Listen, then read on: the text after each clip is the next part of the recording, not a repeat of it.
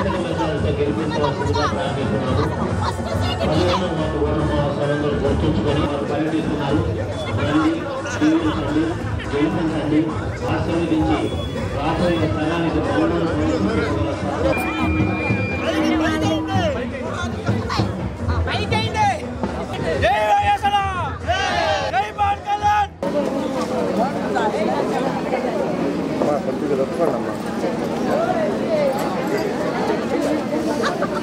ఖచ్చితంగా జనసేన పార్టీకే ఎక్కువ ప్రాధాన్యత ఇచ్చేటువంటి జన సైనికులు వీర మహిళలు ఉన్నటువంటి ఈ వార్డు భీమారపాలెం ఇంకా 20వ వార్డు ఇక్కడంతా జనసేన ప్రభంజనం ఉంటుంది. అలాగే తెలుగుదేశానికి మద్దతు ఇస్తూ సంపూర్ణంగా ఇక్కడ ప్రతి ఒక్క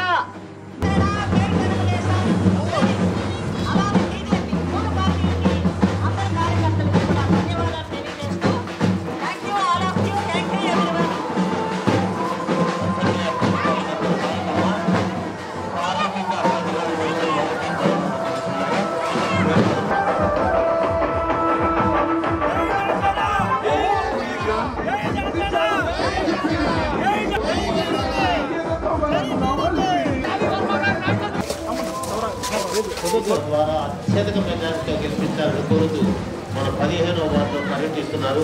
తామెల్లరూ నిండుగా దీవించవలసిందిగా ఓటర్ మహాశయులు కోరుతున్నాము.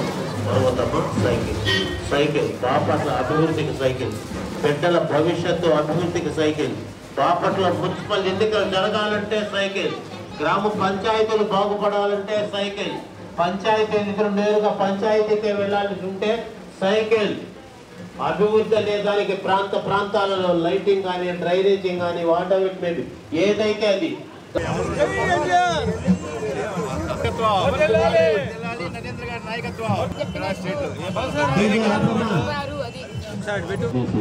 ఆశీర్వదించవలసిందిగా 15వ వార్డులో పర్యటిస్తున్నాము. ఇప్పుడు మా 15వ వార్డులో పర్యటిస్తున్నాము. దీవించండి. డీజే బయలుదేరమా, డీజే బయలుదేరు.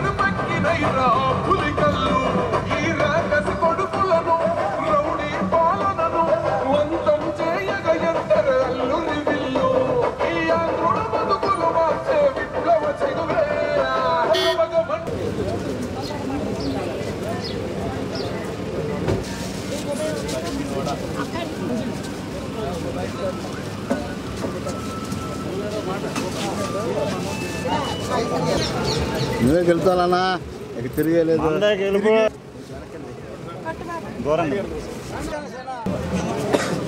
పోవాలన్నా కొడుకుల్లో మళ్ళీ మనం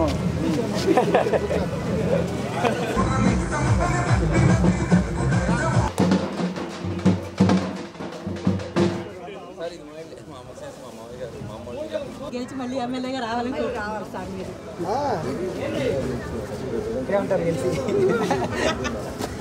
మన బజార్ రావాలి తప్పకుండా.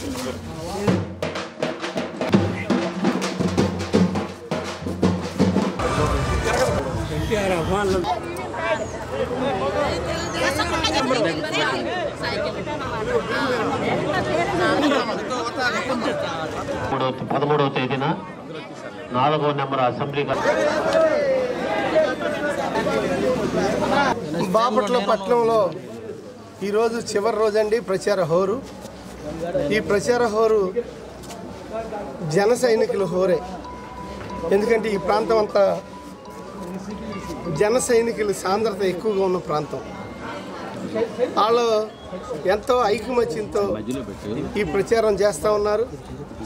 ప్రచార హోరులో పవన్ కళ్యాణ్ చంద్రబాబు గురించి మాట మాటకి జై కొడుతూ తెలుగుదేశం పార్టీ కార్యకర్తలు జన సైనికులు కలిసే ఈరోజు ఈ ప్రచార హోరు బీజేపీ కూడా ఇక్కడ యాడ్ అయ్యి పనిచేస్తూ ఉన్నాం.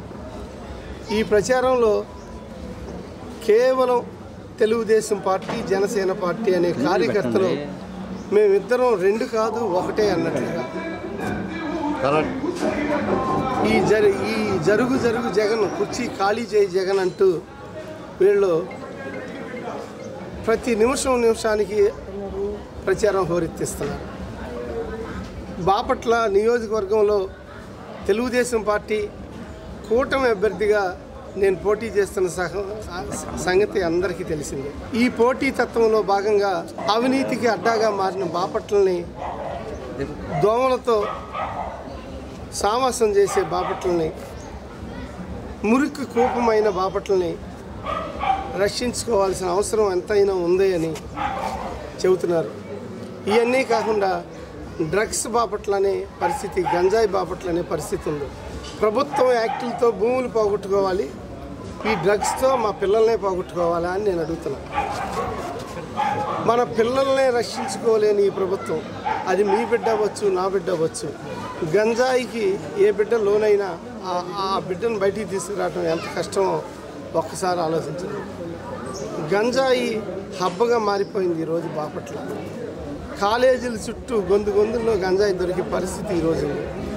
దాని నుంచి బాపట్లని ఒక ప్రత్యేకమైన ఫోర్స్తో, ఒక మంచి టాస్క్తో పనిచేసి గంజాయి నిర్మూలనే మొదటి అడుగు అయిపోతున్నా నేను. అలాగే పారిశుద్ధ్యం మీద మొదటి అడుగు అయిపోతున్నా. ఈ రెండు విషయాల్లో ఎమ్మెల్యే గెలవగానే ఫస్ట్ యాక్షన్ తీసుకోవాలని నిర్ణయించుకున్నా. కానీ ఎమ్మెల్యే చేయటం అనేది అది కేవలం పార్టీ కార్యకర్తలు జన సైనికుల బాధ్యత. ఆ బాధ్యత వాళ్ళు నిర్వహిస్తున్నారు. నా బాధ్యత నేను నిర్వహించడానికి, అది కూడా నిజాయితీగా అవినీతి లేకుండా రాబోయే 5 ఏళ్ళు కష్టపడటానికి ఒక సేవకుడిగా నేను సిద్ధంగా ఉన్నాను. సిద్ధం అంటున్నారు. ఆ సిద్ధం ఏంటో మనకు అర్థం అట్లా. వాళ్ళ సిద్ధం అయితే మేము సంసిద్ధం అని ఎన్నోసార్లు తెలియజేశాం. దేనికి సిద్ధం? ఓడిపోయి ఇంటికి వెళ్ళటానికి సిద్ధమా? ఇక్కడ బాపట్ల సీటు ఖాళీ చేసి మాకు ఇవ్వటానికి సిద్ధమా? లేదు, అవినీతికి మారుపేరుగా ఈ ప్రభుత్వం ఎంతోమంది పెద్దలు రాష్ట్రాన్ని దోసేస్తున్నారు, వీళ్ళందరికీ జైలుకి వెళ్ళటానికి సిద్ధమా? ఇవన్నీ తెలుసుకోవాల్సిన అవసరం ఎంతైనా ఉంది.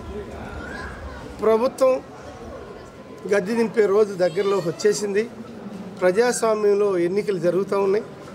దీనికి అందరూ కష్టపడి చిత్తశుద్ధితో నిజాయితీగా ఈ 4 రోజులు పనిచేయాల్సిన అవసరం ఎంతైనా ఉంది అని తెలుగుదేశం కార్యకర్తలకి జన సైనికులకి నేను తెలియజేస్తాను. పార్టీ జనసేన అభ్యర్థిని కూడా నేనే, తెలుగుదేశం పార్టీ అభ్యర్థిని నేనే, భారతీయ జనతా పార్టీ అభ్యర్థిని నేనే, వీళ్ళందరూ బలపరిచిన అభ్యర్థిని నేను. నాకు 3 పార్టీలు ముఖ్యమే. ఎందుకంటే కేవలం వీళ్ళందరి మద్దతుతోనే నేను గెలుస్తున్నా. నేను అనే దానికన్నా ఇది కార్యకర్తల గెలుపు, 3 పార్టీలు గెలుపు, బాపట్ల ప్రజల గెలుపు. కేవలం బాపట్ల నా బాధ్యత, ఓటేయటం మీ బాధ్యత. నన్ను పని చేయించుకోవటం, పవన్ కళ్యాణ్ తప్పు చేస్తే ఎవరినైనా ప్రశ్నించండి అన్నట్లుగా రాబోయే రోజుల్లో ఏ పొరపాట్లు చేసినా మీకు కూడా ప్రశ్నించాల్సిన అవసరం ఉంది, అది నేనైనా ఎవరైనా ఈ సందర్భంగా తెలియజేస్తున్నా. వాలంటీర్ వ్యవస్థను కూడా తెలుగుదేశం పార్టీ ఆపిందే, ఎన్నికల కమిషన్ ఆపిందే. కొన్ని పథకాలు చేయకూడని పథకాలు ఉంటాయి, అవి చేయకూడదు. ఆ ఎన్నికల కమిషన్కి కొన్ని నిర్దిష్టమైన రూల్స్ ఉంటాయి. ఆ రూల్స్ ప్రకారం ఎన్నికల కమిషన్ భారతదేశంలో పనిచేస్తుంది. అది ఏ ప్రభుత్వం చేతిలోనూ, ఏ ప్రభుత్వ అధికారుల చేతిలోనూ ఉండదు. ఎలక్షన్ కమిషన్ అనేది అది ఒక సపరేట్ బాడీ, కొన్ని రూల్స్తో ఫ్రేమ్ అయిన బాడీ. సుప్రీంకోర్టు కూడా ఎలక్షన్ కమిషన్ విషయంలో ఎంటర్ అవ్వదు. ఎందుకంటే election commission is one of the powerful in ఇండియాలో one of the best way. రాజ్యాంగ విధానంలో ప్రజాస్వామ్యానికి అనుగుణంగా ఎలక్షన్ కమిషన్ ఫ్రేమ్ అయిందనే విషయాన్ని ఈ పెద్ద మనిషి గుర్తుంచుకోవాల్సిన అవసరం ఎంతైనా ఉంది.